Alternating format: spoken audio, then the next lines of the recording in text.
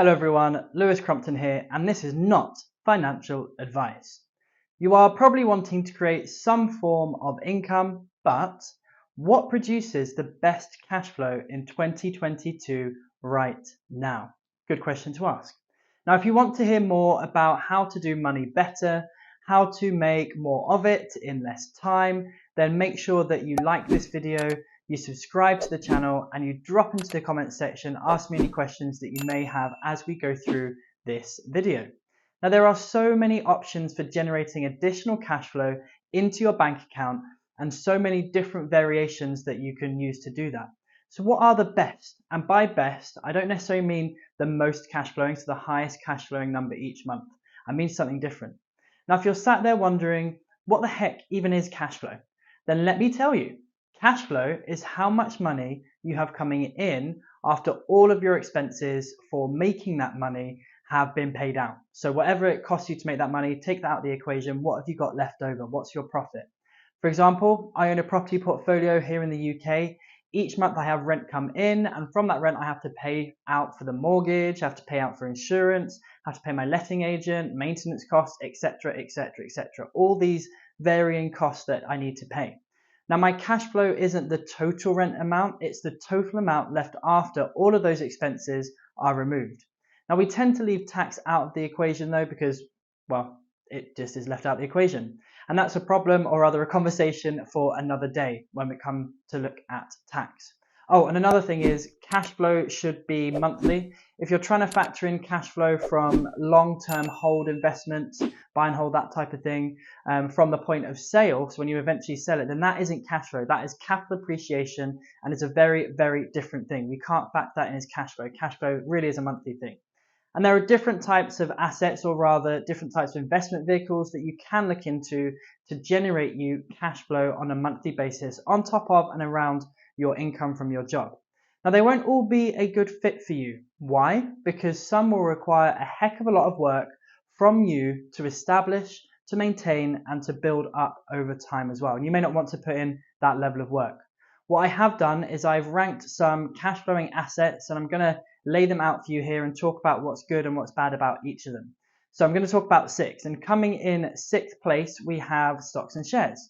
Why so low, I hear you ask? Well, very good question, but these are not great really when it comes to cash flow. If you want to use stocks and you want to use shares as a way of generating cash flow, then you will need to make sure that you buy stocks and you buy shares that pay out something called dividends. So if you don't know what dividends are, a dividend is really a way that companies that are doing well share out their profits with their shareholders, so people like you or me who've bought into that company. So if you own shares in McDonald's, for example, got McDonald's on the brain, and they make profit, they will pay you as a shareholder some of that profit back to you. Now, what should you do with that? Don't go and buy a Big Mac with it. That's the wrong thing. It sounds great, right? They pay you to invest. And it's pretty great. And a top tip here for you would be to instantly reinvest that dividend back into buying more of the same stock, not buying more Big Macs. Some brokers will even let you do that automatically, and it's a great way to compound and to grow your wealth. And a note on dividends though is that they tend to be paid not monthly but quarterly or annually. Now, there is a tiny amount of companies that will pay them on a monthly basis, but that is incredibly rare, and you tend to have to pay for the privilege. So not the best option. Now, coming in 5th place, we have setting up your own business. Now, as someone who has set up numerous businesses in the past to varying degrees of success, let me tell you, it is incredibly hard work, incredibly hard. I remember being in a field trying to run a food van at one point. The good thing is that there is literally a billion different types of businesses that you can set up.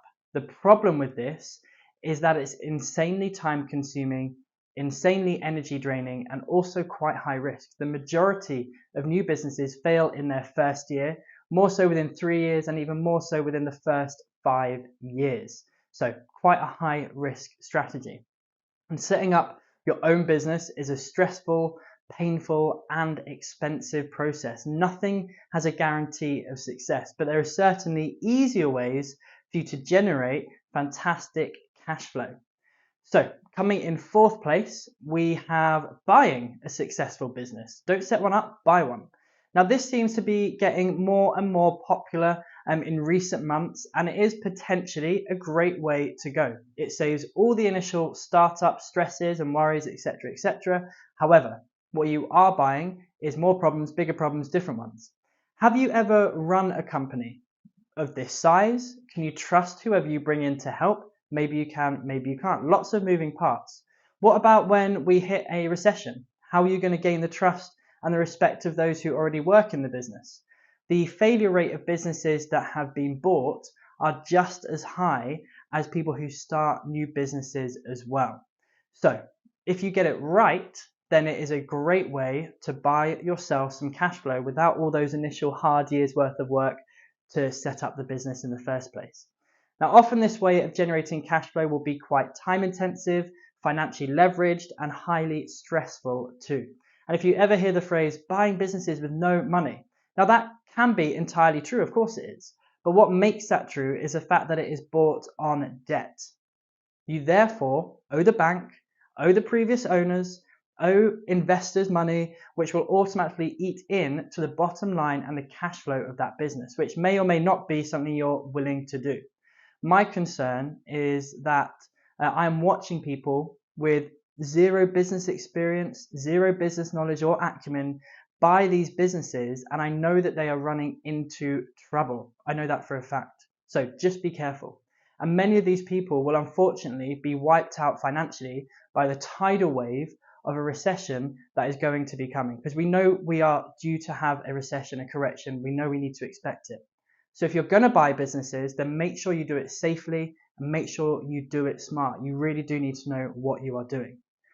Coming in third place is your job. Now, this is bliss if you enjoy what you do. It's pretty much hell though if you don't enjoy what you do. When I was in retail, hated it, absolutely hated it, so it was hell. Why I have put this into the list? Well, if you've watched my video on why your job is an asset, then you will know why this is included.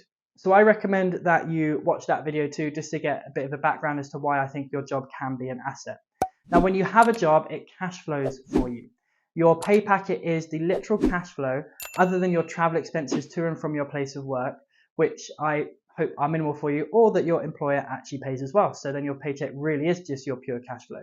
The cash flow here is your bread and your butter. Try to use this to generate income in other areas. Top tip, get to the point where your job income covers your life expenses and some of your lifestyle too. Then use your investments to generate further cash flow that you then reinvest into more cash flowing assets. So assets by assets, it's called grandfathering assets.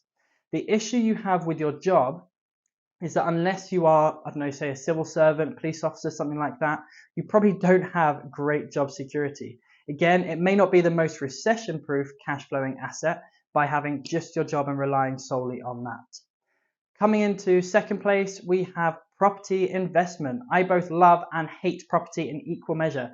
I actually mainly hate it, if I'm honest, but I do believe in it for the long term, and I am loath to put it so high up in this list in second place, but I am a believer in property for the long term.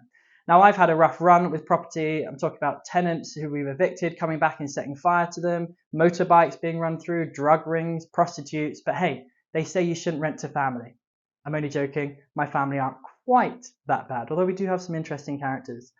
Property is currently at a premium, and I do expect the property market to crash in the not too distant future, or at least be corrected. However, be smart, think long term. Even if you buy a property for too much money right now, if you buy it the smart way, it should be making you money each and every single month, and you own the asset for the rest of your life. Big win. Problem is, if you need that money quick, it ain't easy to shift a brick. So your money is trapped in that property. It's not liquid. Now, coming into first place, we have, drum roll, financial market trading. That includes commodities, forex, indexes, crypto, etc., etc. If it has a financial chart, you can trade it if you follow the way that I do it. Now, this is really what I am a global specialist in and what I have been recognized for on Bloomberg. And this is what I teach people around the world to do. And the reason why this comes in number one for me is because it is such a good fit for most people when they are starting out on their wealth creation journey. It's where I started. If you can find just 30 minutes a day to master this skill, you can start generating phenomenal cash flow of 5% per month and up every single month. It is all about learning first. So all of these different investment vehicles is all about learning first. Now it is number one because it is liquid. Unlike property, you can get access to that money instantly if you needed it, I don't know, to pay bills or something like that. Unlike businesses and property, there are very few moving parts. It's pretty much just you and the market and your skill set to access it. You can start with a far smaller amount of money too, and then grow that money into something which is life-changing. I started trading, generated capital, put it into property. And trading as a skill set for creating cash flow is the number one on my list because it allows the majority of people to start with a little but then generate a lot and do it all in less than 30 minutes per day once they know how. Again, education is so vitally important. So these are my top 6. Which of my top 6 would you place as number 1? Let me know in the comments. Let's see if we can get an argument going. If you want to know how you can start to use any of these, reach out to me and let me see how I can help you. Make sure you share this video with someone it can help or who it can inspire. Like the video, subscribe to this channel, and let me know in the comments if this video was helpful for you. My name is Lewis, and this is not financial advice.